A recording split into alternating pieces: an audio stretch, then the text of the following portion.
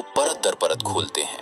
जरा आज से देखिए 12,000 साल पहले 12,000 की साल कल्पना पहले का कीजिए। कहानी है। एक ऐसी दुनिया जिसमें न शहर थे, न न शहर था गांव, न न धरती खेत था, और न सिर्फ ही अगले जंगल पल की ही कोई जंगल गहराई। नजर आता था। ये पूरा पाषाण और मध्य मान पाषाण न युग का समय था। न हथियार मानव था, न इतिहास कुछ का वो था, लंबा दौर जब हम कुछ नहीं शिकारी था, संग्राहक थे। सिर्फ जंगल ही हमारे जंगल। जंगल पूर्वज में 20 रहना, से 30 लोगों के जल में छोटे छोटे खाना, कबीलों में पत्थर रहते से थे, आगे जो बनाता था। लगातार भोजन और पानी की तलाश में एक जगह से दूसरी जगह भटकते रियलिटीज थे।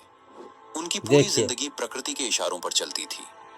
जब किसी इलाके में फल और कंदमूल खत्म हो जाते या जानवरों के झुंड कहीं और चले जाते, तो पूरे कबीले को अपना सामान समेटकर एक नई मंजिल की ओर निकलना पड़ता था। ये एक कभी न खत्म होने वाली यात्रा थी। इस जीवन में घर या स्थायित्व जैसी कोई बात ही नहीं थी। कोई घर द्वार पहले नहीं गुफाएं और था। पेड़ों की छांव ही उनका अस्थायी आशियाना हुआ करती थी। उनके औजार बहुत ही सरल थे। पत्थर को तोड़कर मनुष्य नहीं था, जंगल में एकदम मानव रहता था। से वो जानवरों का शिकार करते, उनकी खाल उतारते और हड्डियों देखिए को तोड़कर गूदा निकालते थे। ये एक मुश्किल और बेरहम जिंदगी थी। हर दिन एक नई चुनौती थी। कभी खूंखार जानवरों से सामना होता, तो कभी बदलते मौसम की मार झेलनी पड़ती। भूख एक स्थायी साथी की तरह थी और मौत हमेशा आसपास ही मंडराती रहती थी। लेकिन इस संघर्ष के बीच भी हमारे पूर्वज बेवकूफ नहीं थे। वे अपने पर्यावरण के विशेषज्ञ थे। उन्हें पता था कि कौन सा फल जहरीला है और कौन सा खाने लायक। वे जानवरों के पैरों के निशान पढ़ सकते थे, मौसम का अंदाजा लगा सकते थे और जानते थे कि किस मौसम में कौन से पौधे कहां मिलेंगे। उन्होंने आग पर काबू पाना सीख लिया था, जो शायद मानव इतिहास की पहली बड़ी क्रांति थी।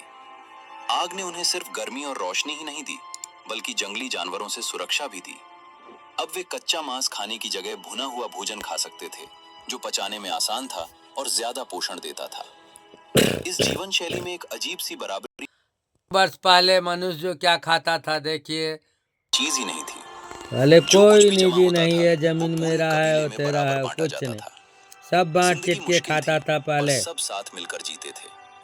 मध्य प्रदेश की भीमबेटका जैसी गुफाओं में मिली हजारों साल पुरानी चित्रकारी इस बात की गवाह है कि शिकार और संघर्ष के बीच भी उनके अंदर एक कलाकार जिंदा था। वे अपनी देखिए जिंदगी, अपने शिकार और अपने रीति रिवाजों को चट्टानों पर उकेरते थे। लाखों सालों तक इंसान ने ऐसी ही जिंदगी जी। ये देखिए मानव लाखों इतिहास का साल तक 96% हिस्सा है। एक ऐसी जिंदगी जिसमें भविष्य की योजना बनाने का कोई मतलब नहीं था, क्योंकि अगला दिन ही अनिश्चित था। वे प्रकृति के साथ एक संतुलन में तो जी रहे थे, लेकिन वे हमेशा उसकी दया पर निर्भर थे। पर अब ये सब बदलने वाला था। एक ऐसी ताकत दस्तक दे रही थी जो इस देखिए। संतुलन को हमेशा के लिए तोड़कर इंसानियत को एक हाँ, नए रास्ते पर ले जाने वाली थी। देखिए लाखों क्या साल के ठहराव के बाद आखिर ऐसा क्या हुआ कि इंसान ने हजारों सालों की अपनी शिकारी जीवन शैली को छोड़ने का फैसला कर छोड़ने लिया। का फैसला ये कर लिया कोई था। एक दिन में हुआ चमत्कार नहीं था, बल्कि इसके पीछे कई बड़ी वजहें थीं, जिसमें संयोग, मजबूरी और प्रकृति का एक बहुत बड़ा खेल शामिल था। इस कहानी का देखिए एक बड़ा मोड़ प्राकृतिक आज का से खेल। लगभग 12,900 से, लेकिन एक दमदार सिद्धांत ये है कि पिघलते हुए ग्लेशियरों का विशाल मीठा पानी उत्तरी अटलांटिक महासागर में बह गया, जिससे देखिए समुद्र की गर्मी को बैलेंस करने वाली धाराएं रुक गईं। वजह देखिए। चाहे जो भी हो, इसका असर विनाशकारी था। तापमान अचानक गिर गया, जंगल सिकुड़ने लगे और मैमथ जैसे विशालकाय जानवर, जिनका हमारे पूर्वज शिकार करते थे, धीरे धीरे विलुप्त होने लगे। विलुप्त होने लगा। ये एक प्रलय जैसी स्थिति थी। जिन जंगलों और मैदानों पर शिकारी संग्राहक भोजन के लिए निर्भर थे, वे या तो बंजर हो गए या देखिए बर्फीली ठंड की चपेट में आ गए। सीरिया में अबू हुरेरा जैसे पुरातात्विक स्थलों से मिले सबूत बताते हैं कि इस दौरान शिकारी संग्राहक समुदायों को भोजन के भयानक संकट का सामना करना पड़ा। उनके खाने के पारंपरिक स्रोत खत्म हो रहे थे। सब अब खत्म सिर्फ हो गए शिकार थे। पर निर्भर रहना नामुमकिन था।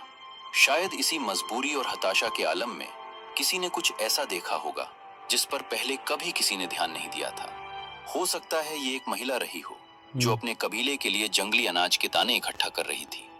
शायद कुछ दाने गलती से उसके डेरे के पास नम जमीन पर गिर गए हों। कुछ हफ्तों बाद जब बारिश हुई तो उसने देखा होगा कि उन्हीं गिरे हुए दानों से नए पौधे उगाए हैं। ये एक जादुई पल रहा होगा। ये समझना कि बीज सिर्फ खाने के लिए नहीं है, बल्कि उनसे नया जीवन, नया भोजन पैदा किया जा सकता है। ये मानव इतिहास से बड़ा यूरेका मोमेंट था। ये किसी एक इंसान या एक जगह की खोज नहीं थी। ये एक धीमी प्रक्रिया थी, जो शायद दुनिया के कई हिस्सों में अलग अलग समय पर हो रही थी। लोग धीरे धीरे समझने लगे थे कि अगर वे बीजों को फेंकने के बजाय उन्हें सहेज कर रखें और सही समय पर मिट्टी में बो दें, तो उन्हें भोजन के लिए भटकना नहीं पड़ेगा। वे अपना भोजन खुद उगा सकते हैं। यंगर ड्राइस की ठंडक लगभग 1150 से 1300 साल तक चली। जब ये दौर खत्म हुआ और जलवायु फिर से स्थिर और गर्म होने लगी, तो खेती के लिए इसमें एक मजेदार पहलू और जोड़ते हैं, आलस।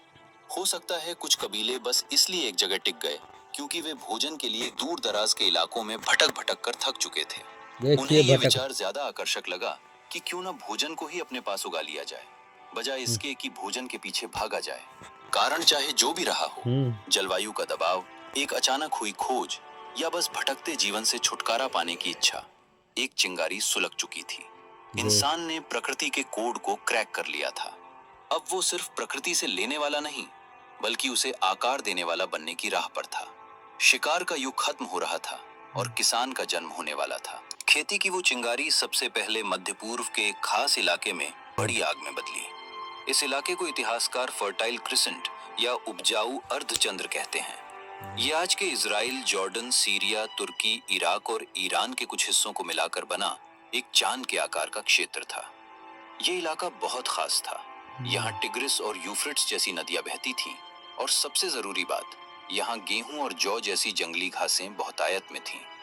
यहीं पर लगभग 10,000 ईसा पूर्व के आसपास दुनिया के पहले किसानों ने जानबूझकर बीज बोना और फसल काटना शुरू किया। ये नवपाषाण क्रांति की औपचारिक शुरुआत थी। जो फसलें उन्होंने सबसे पहले उगानी शुरू की वे थीं गेहूं, जौ, मटर, मसूर और चना। देखिए पहले गेहूं, चना, मटर। जंगली गेहूं के दाने छोटे होते थे और पकने पर बालियां टूटकर बिखर जाती थी, जिससे उन्हें इकट्ठा करना बहुत मुश्किल होता था। शुरुआती किसानों ने शायद अनजाने में ही एक तरह की जेनेटिक इंजीनियरिंग शुरू कर दी। वे उन पौधों के बीजों को अगले साल बोने के लिए चुनते थे जिनकी बालियां मजबूत होती थीं और दाने बड़े होते थे।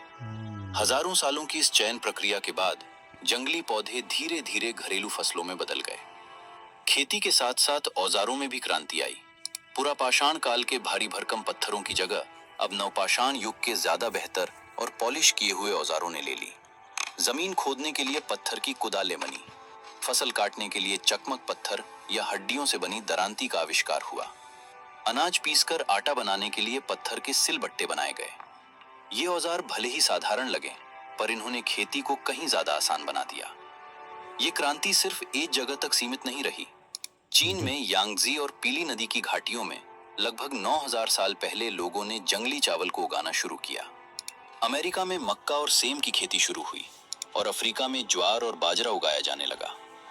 अब कहानी को भारतीय उपमहाद्वीप में लाते हैं। यहाँ कृषि क्रांति के सबसे पुराने सबूतों में से एक मेहरगढ़ नामक स्थल से मिलते हैं, जो आज के पाकिस्तान के बलूचिस्तान प्रांत में स्थित है। मेहरगढ़ में पुरातत्वविदों को 7000 ईसा पूर्व के भी सबूत मिले हैं, जो दिखाते हैं कि यहाँ के लोग गेहूं और जौ की खेती करते थे और भेड़ बकरियों को पालते थे। ये सिंधु घाटी सभ्यता से भी हजारों साल पुराना है और भारतीय उपमहाद्वीप में खेती और स्थायी बस्तियों की शुरुआत का सबसे मजबूत प्रमाण माना जाता है। मेहरगढ़ की खुदाई में मिट्टी की ईंटों से बने घर, अनाज रखने के भंडार, पत्थर के औजार और यहाँ तक कि दुनिया में कपास की खेती के शुरुआती सबूतों में से एक मिला है। मेहरगढ़ अकेला नहीं था। उत्तर प्रदेश की बेलन घाटी से चावल की खेती के शुरुआती सबूत मिले हैं, जो लगभग 4500 ईसा पूर्व के हो सकते हैं। बिहार के चिरांद जैसे स्थलों से भी नवपाषाण युग की कृषि बस्तियों के अवशेष मिले हैं। खेती के साथ एक नई चुनौती सामने आई, फसल को जमा कैसे किया जाए। इस जरूरत ने एक और बड़े आविष्कार निकला है अनाज दे रहे हैं। लाइक कीजिएगा, सब्सक्राइब कीजिएगा दोस्तों। खोज खोज के लाते हैं वीडियो, लाइक कीजिएगा, सब्सक्राइब कीजिएगा। जैसी संस्थाएं कृषि समाज की ही देन है। तो क्या इसका मतलब इस जगह जब अनाज उगने लगा, अमीर गरीबों में बट गया, जिसमें इंसानियत एक बार फंसने के बाद बाहर नहीं निकल सकती थी।